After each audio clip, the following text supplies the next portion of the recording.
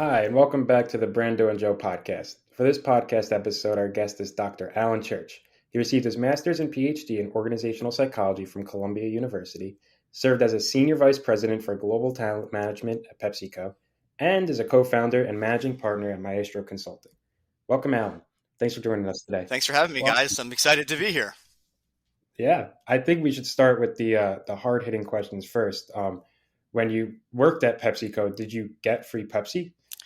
Yes, actually, there's free fountain there, which was great. You discounted bottles and things from the machine, so it's awesome. And free Fritos all over the place. It is pretty cool. Might have to start looking at those internships. Exactly.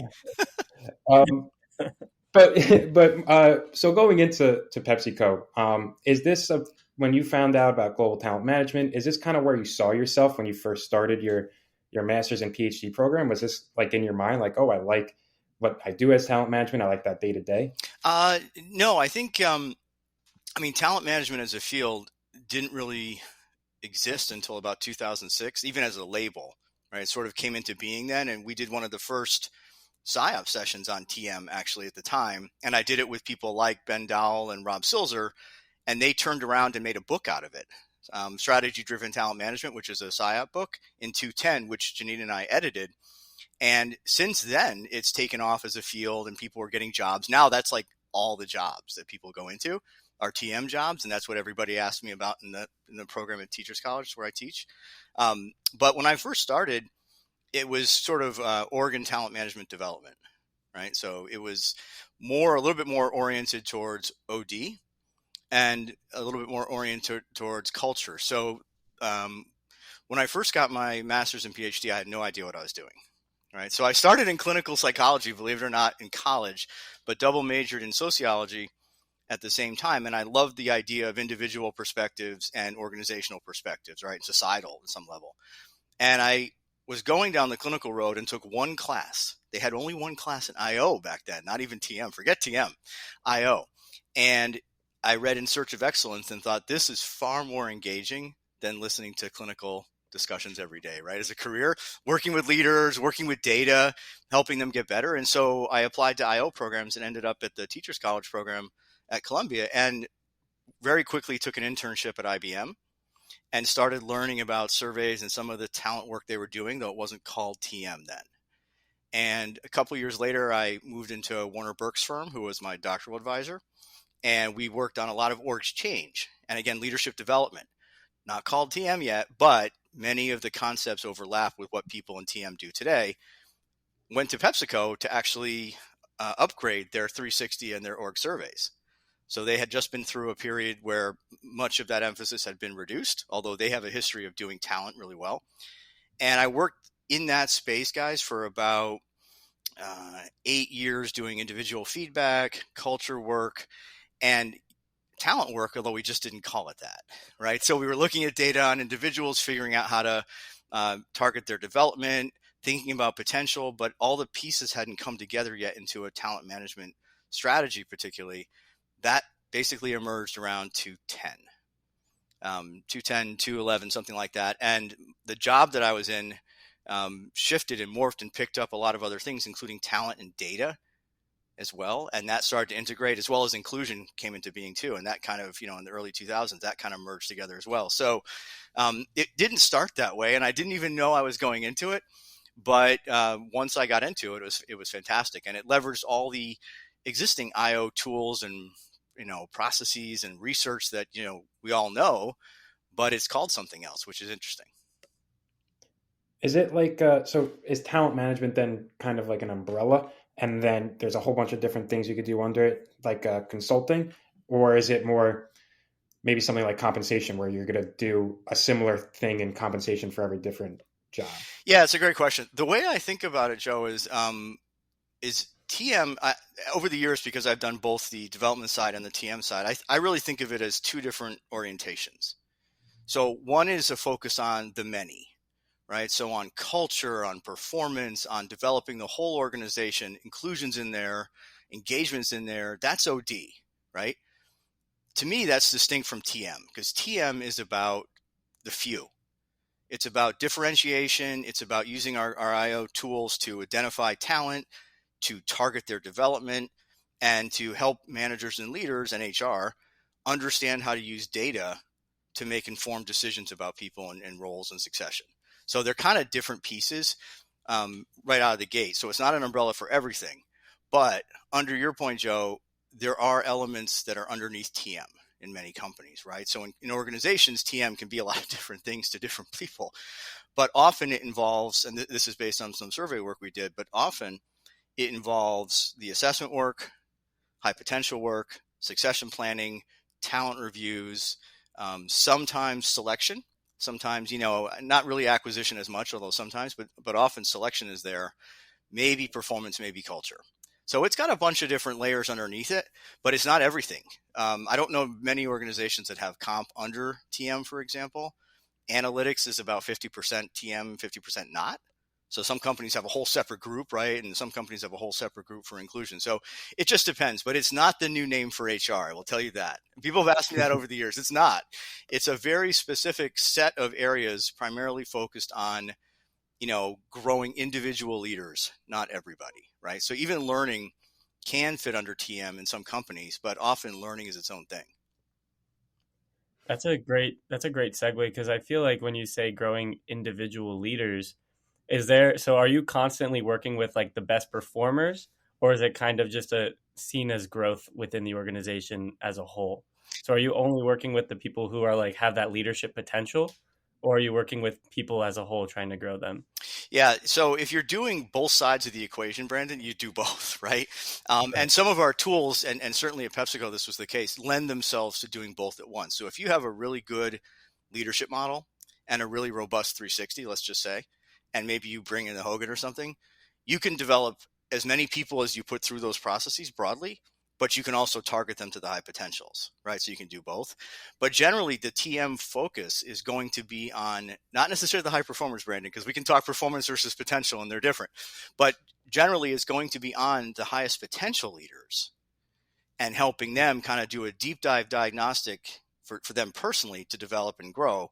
But also that same information, if it's validated, can be used to make decisions in the organization at the senior most levels in terms of placement into roles, in terms of what experiences they might need, in terms of, targeted coaching interventions, if that's necessary, whatever it is.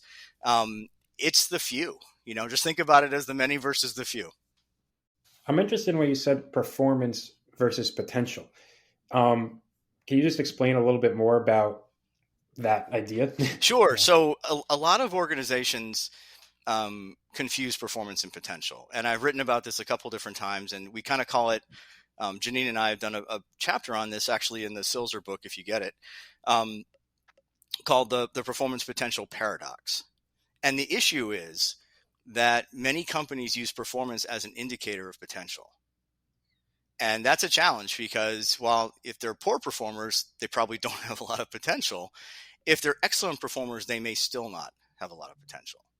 And so past performance doesn't necessarily suggest future performance in higher roles, in more advanced roles, only in the same kind of role, right? So that's a key distinction. And so there's a cool 9box article I've written in Talent on the Talent Quarterly website. You guys can find or put a source in if anybody wants to search it, about the 9box, which is very common today. But the 9box people put in talent management is very common practice.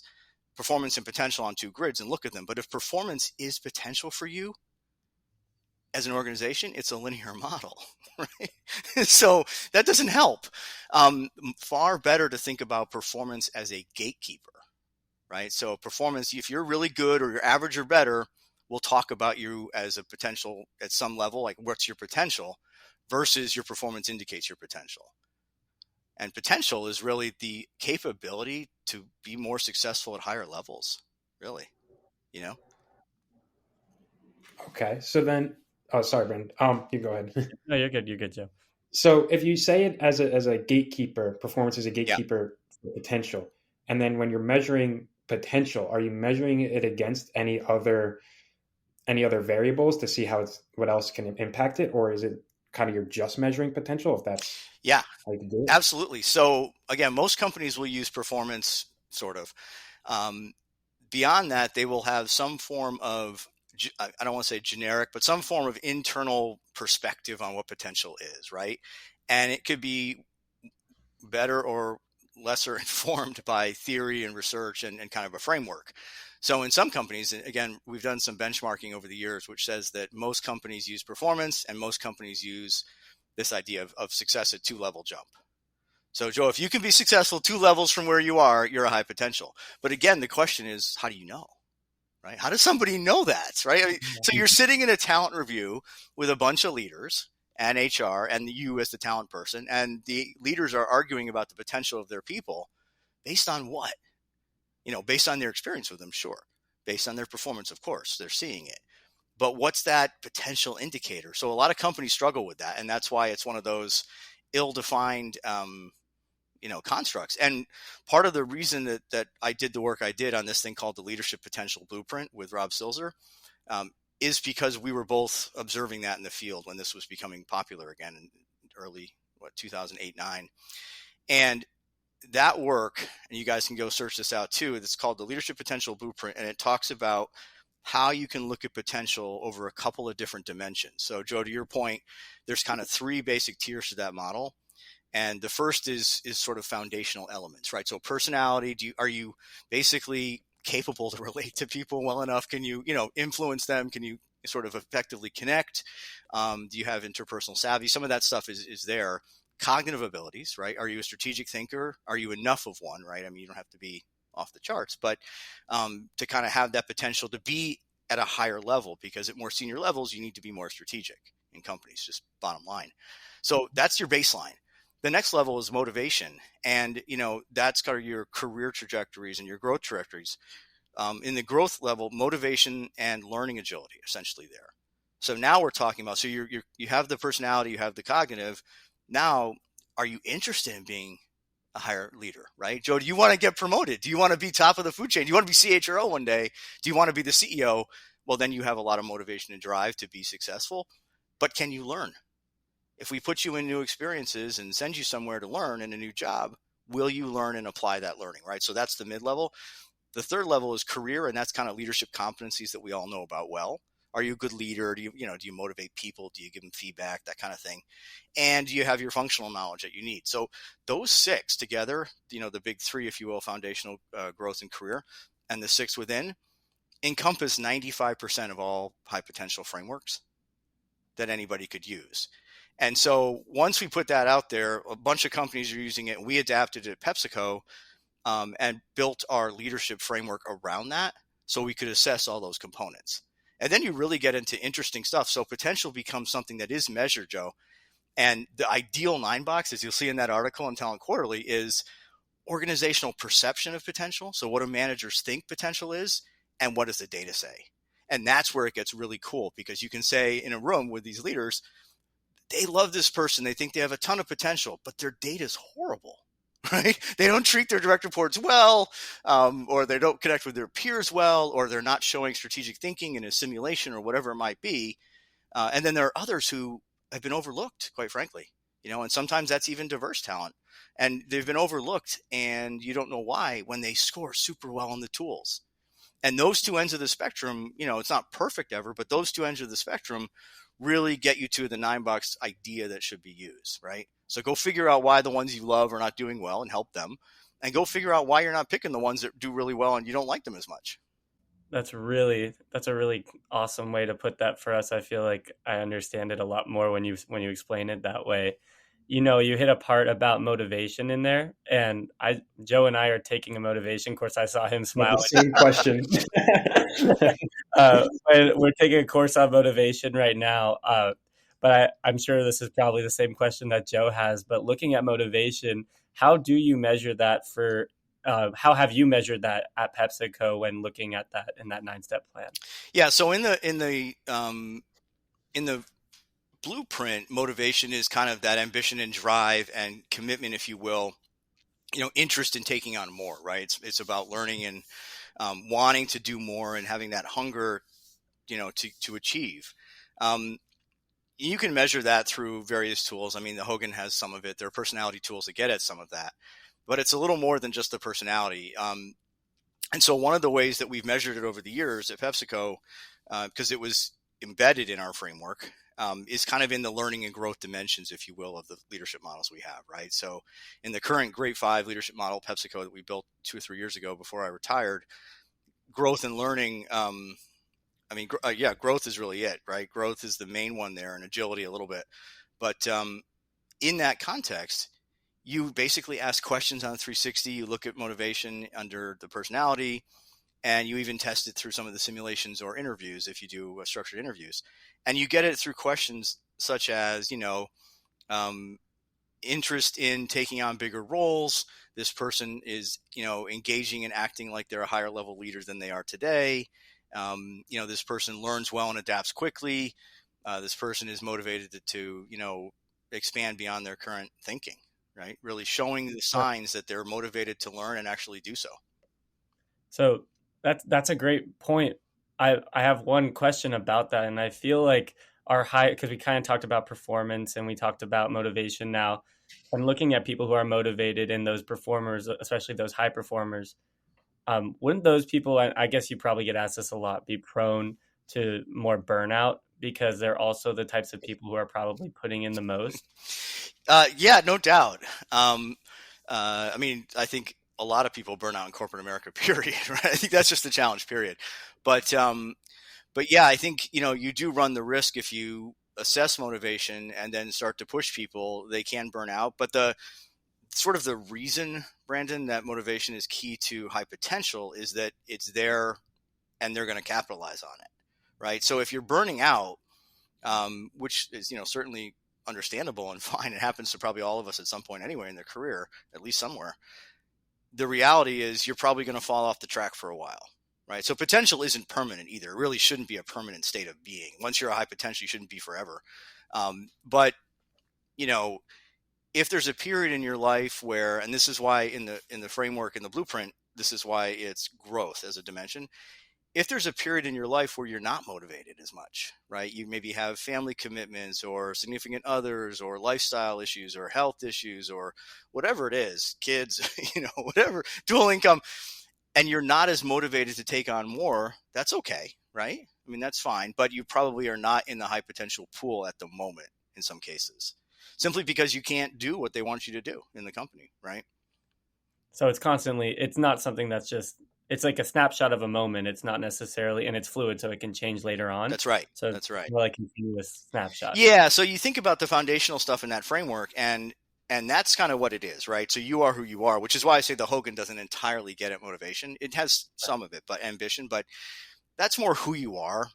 But the growth element of that model is more fluid, to your point, kind of life stage dependent, experience dependent, some other things. So you can have periods in your life where you're super motivated. I mean, the two of you are probably like willing to do anything as soon as you get a chance, like, hey, give me this opportunity. I'll take it. I'll drive. I'll deliver for you.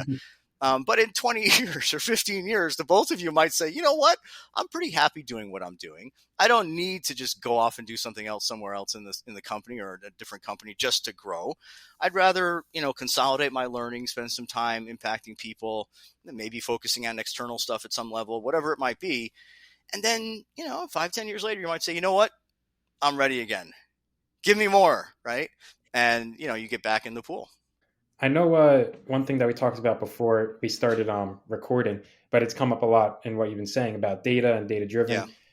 These concepts that you're talking about, have you seen a change in the way we look at data or emphasize data from now versus when you first started your adventure into organizational psychology? Absolutely. I think during the 90s, and this is not just me personally, but certainly the field, and I've written about this, during the 90s, surveys were just starting out. They've been around before, but they weren't institutionalized. And 360 was this like shiny new object, right? It's a BSO, we call it, bright shiny object. 360 was new. It was cool. This was even pre-online ability too. They were talking paper back then. But it was people exploring the use of 360, and there were concerns about confidentiality. There were concerns about who sees it, what do you do with it? And part of what I did for 10 years with Warner Burke was build new 360s for companies that hadn't done it yet, and try to help them understand how to do it. And that was all developmental, Joe. I mean, like, that wasn't give the data to people to make decisions. That was give it to individual leaders to help them grow, right? Again, the OD side. Since the 2000s, and certainly the last 15 years or so, data, people are more comfortable with data, right? Period. B, technology's improved to the point that data is accessible all over the place and collectible more easily. And then people just want the data now. They know it's there. 360 is common. I mean, so common that it's hard to talk about how to make it new and novel sometimes.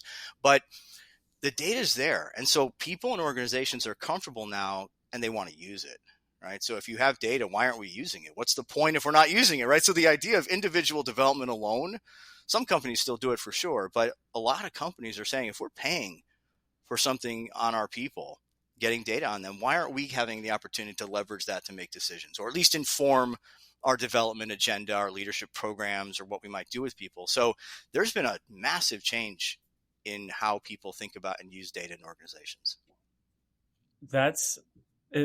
I'm wondering, would that change have been based off of, because I know like in tech, for example, Google, Facebook, they're constantly using data, but not in the way that we are talking about right now.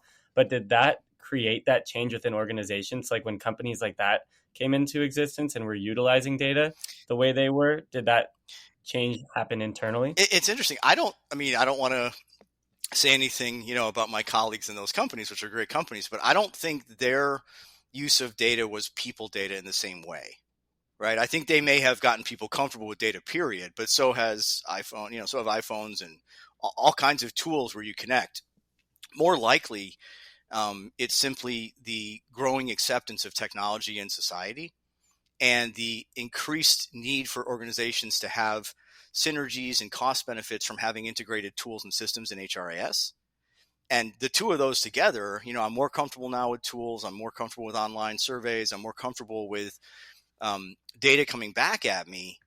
Now, where is that data about people as leaders? And so I think it's more that as a general kind of acceptance than necessarily those two companies driving it, though I'm sure they drove some of the broader perspective on technology in general, for sure. I would say our friends at Apple too, probably, right? Yeah. So like kind of like a growing field in people analytics that you see. Yeah, and that's right. Yeah, that's right, Joe. And that didn't exist before either, right? So when I was in 2000 to 2006 or 7, I was doing HR analytics, but it wasn't even a term. I mean, sure, it existed, but I mean, it wasn't like a function. I simply had data. We were doing trends on promotion rates and people coming in and leaving. What's the pipeline look like, and how to project out how many leaders we need. But we weren't calling it that, And now PepsiCo has a whole function on it, And do you see a growing? Because I know actually one of our recent Metro events that we had was data with storytelling. Because I know maybe when data was introduced, and then you just tell an executive like, oh, we have this mean, this average, and all this stuff, and they're like, the hell is that? Like, what does this mean? Like, do you see like maybe like a growing need for that storytelling, or is that kind of like a learned skill that you had to acquire, or that maybe tell other people how to do? Yeah, no, it's a great point. And I mean, it's interesting. As far back as the 90s, we were talking about the need to storytell. And Janine and I wrote a survey book in 98, 2000, as well as an OD book. And both of them have in it the need to be able to tell stories about data. Now, back then it was survey data we were talking about more likely in 360 summary data, but it's always been there because the challenge is, leaders, HR leaders, line leaders, managers, everybody likes data now and they expect to have it. And when they have it, their skill is variable in how to use it, right? And so even at the analytics people, there are many straight HR metrics people, and this is not to, cause dispersion on them, but there are many people who just focus on what the data says and are not thinking about the storytelling aspect to either make it compelling and or in the context of what I'd call values-driven data analytics, right? Or values-driven data, which is more about, does this data point, does this story actually drive people to do bad things, right? Just because it says that, we have to be careful that we don't reinforce and or drive people in the wrong direction. We should be thinking about the implications of the data and the story we're telling so that at least the caveats are there if people are going to follow the wrong direction. And you can position it that this is how it would drive positive change. So I think that's the watch out. So yeah, storytelling is huge now. The ability to convert any data, whether survey or 360 or assessment or any sort of data, HR metrics as well. And then also overlaying that, this IO perspective, right? On what's almost the right thing to do in some cases, Right. The storytelling is interesting because even at that event at Metro, we all had an activity. And during that activity, we all were given a set of data and had to analyze it and interpret what it meant. And we had 8 tables, I would want to say, and all 8 tables had a different idea of what the data said. So when you're talking about data and looking at it and telling a story with it, there is that, I guess, lens that people are looking at it through that can kind of change the perspective of how they view that data. So how do you kind of correct for that? Yeah, no, it's absolutely true. I mean, there's no data is data, right? But the interpretation can vary considerably based on, to your point, lens and perspective and background you bring to it too, right? Even and experience with data too. So the part of it, I think, is, and this is what I worked on with my teams over the years. I mean, I've had a lot of people work with me over the years, right? At PepsiCo in particular, and we always working together on, all right, here's what the data says. Now, what does it mean? How are you going to convey this to senior leaders? What are you saying? And, often it's figuring out, honestly, not so much just what's unique, Brandon, but what's compelling to the leaders. Like, so you go into a data discussion with, all right, here are the leadership competencies that we have for the framework that we have in our company. We know these are important. Let's look at how those play out, right? That's pretty straightforward. On a survey, it might be, hey, we're really interested in knowing how different groups of people feel about the inclusiveness of the culture. And so we're going to deep dive there versus just looking at age or looking at, tenure and how that works. That's great, but that's usually not a particularly interesting lens. But if you're straight analytics and you're not sort of thinking about what's the strategic agenda for that data, you probably stop in some cases at the basics that are there. It's interesting because I feel like, especially maybe in our classes in the Metro, we've always learned how data is helpful and how like our data-driven approach should be utilized going forward. But no one's ever talked about, like, I guess you could say, like the dark side of data, or just, like looking at it from, there could be consequences. Yeah. It's cool. Yeah. And Joe, Jason Narlock, who was a senior data guy at PepsiCo for a while, he and I wrote a piece, I think it's also in Talent Quarterly, to be honest, around the dark side of data for HR. And I mean, a lot of people have written about this too, so it's nothing new, but it is definitely, a danger that sometimes data is seen as absolute. And in a way it is, but what it tells you may not be absolute, right? And learning that, age is correlated with tenure is great, but no surprise, right? Why wouldn't it be? I mean, what does that really tell you? That older workers have been here longer? What do you do with that? That's not meaningful, right? Likewise, if you were to find that there was some bias showing up in your organization based on looking at the data, you should be doing something with that and taking action, absolutely. But that's not something you're gonna basically be presenting as a wow finding to people. You probably want to take that to legal and really do some corrective action with senior leaders, right? So it's an interesting dynamic. The other one along with data like that is AI. That's a whole nother ball of wax on. Probably have a whole episode on that. Yeah, you could have a whole episode on AI. That's still super hot now and continues, it just continues. It's like whispers from like the darkness. Like we hear like AI, like machine learning, and it's kind of coming in. Yeah. Well, and people think that's much more than it is right now too, right? It's kind of interesting. AI is seen as, the cure-all or the future of everything. And it's certainly got potential to have an impact, but it's only as good as the people that program it. And it's basically, I hate to say this, but one big regression. Or if you like, one big Lizero model. I mean, basically it's taking data and predicting outcomes and then trying to refit itself. And, you guys know if the data already has issues, right? Or if there's already existing things in that universe, you're going to replicate the universe. And that's a challenge with certain things. I feel like we could have an entire episode, like you said, with you about AI, about half the topics we spoke about today. We don't want to take up too much of your time, but we wanted to pose one last question for our listeners out there. Do you have any advice for students who are either trying to get into the IO field or who are already in the IO field and still trying to figure out what they want to do? What advice could you give them from your experience and from your world of IO? Yeah, so going into IO, I mean, although it's a niche field, as we talked about in a way, relative to psychology, relative to many things, it's actually pretty big inside itself, right? And SIOP continues to grow, the Society for IO Psychology, which most people are in IO or members of or have been in their career. That continues to grow every year, so the popularity is big, and the range of things you can do in IO is pretty wide. Not to mention taking those insights and bringing them into HR jobs or other types of jobs, compensation, whatever. So I would say for the people going into IO, try to learn as much about the different facets as you can, right? Try to get a taste of everything so you have a better sense of what you might want to do versus getting directed too early. Because what will happen is later on, as you specialize or you do different things, you'll realize you didn't get coverage at some point. And that'll be a challenge. When you are in the IO programs and you're sort of thinking about the future, then it helps you to start thinking about how do I build up my skill set to enter the market in the types of areas I want, right? And so I know there's very few places. I don't know. Do you guys have a TM class specifically in your program? I don't think we haven't had one yet. No, I don't think we do. I don't think in the second year. No. Okay. So the one that I started at TC, at Teachers College, was the first they've ever had too. I started doing it in 2016 and it's been super popular.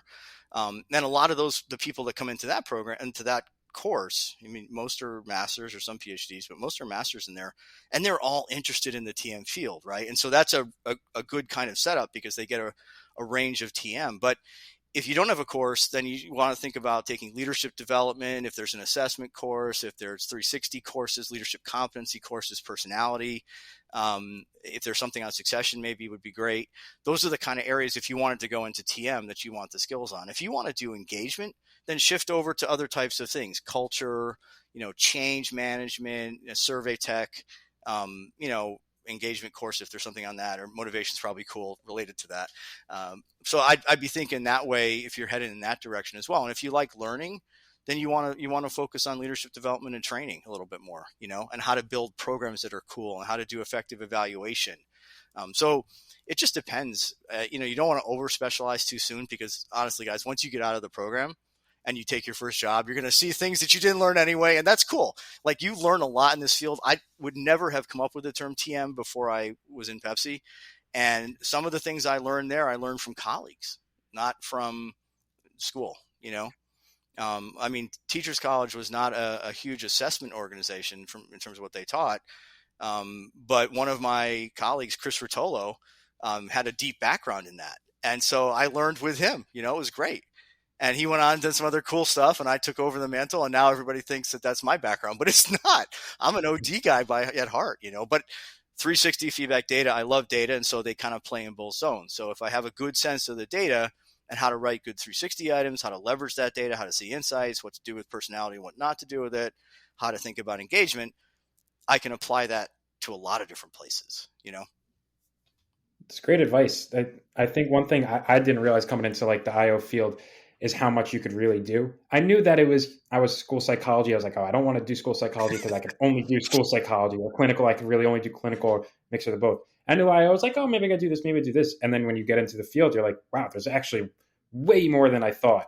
But it is good advice that, keep your eyes open and you're not specialized too soon. You got a taste for a little bit of everything. Yeah, I mean, even the things like coaching, right? I mean, if you guys have a coaching course, or even group dynamics, I know that's kind of social psych. And again, my original training is social and org, but even group dynamics is interesting to take as a course just to see how people interact. Because if you're out there on TM and you're in the room with all these senior leaders, you can watch the dynamics, right? And you can watch who's respecting whose power structure. I mean, it does help you be more influential if you can figure out what's going on. So a lot of it applies.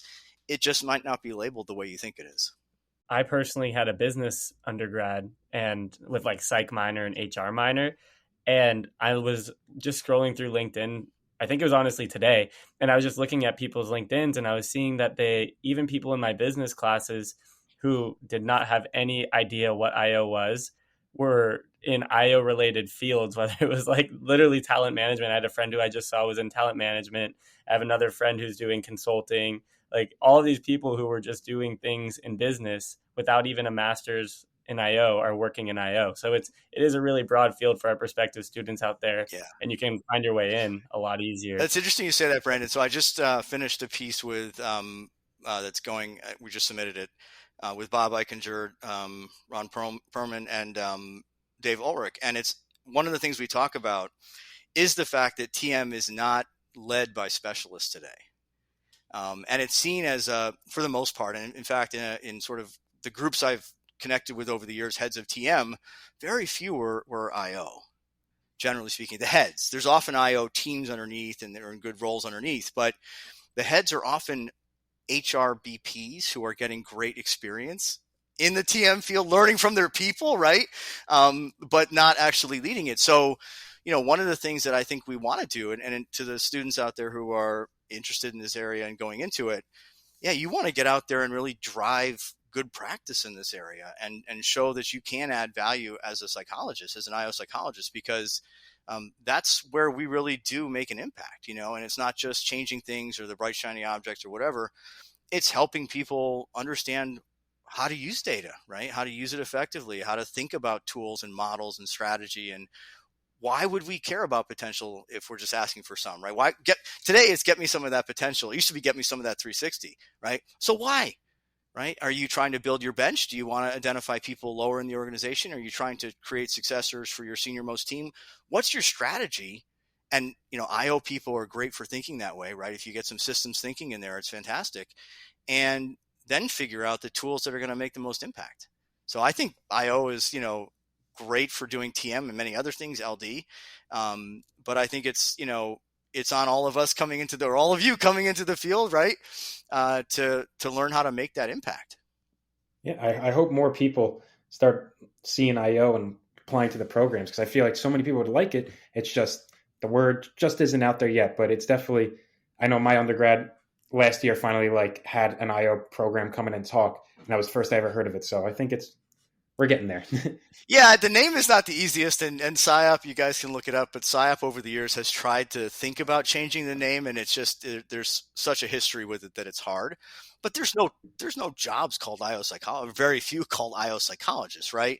So it's more, and this is advice I always give to my students too when they're coming out of the program, don't focus on the title even so much, right? Because the titles change, the trends change. Focus on what the job does and how it can leverage your background in data, in theory, and insights and research and whatever it might be, culture, leadership, to drive change in the organization in a positive way.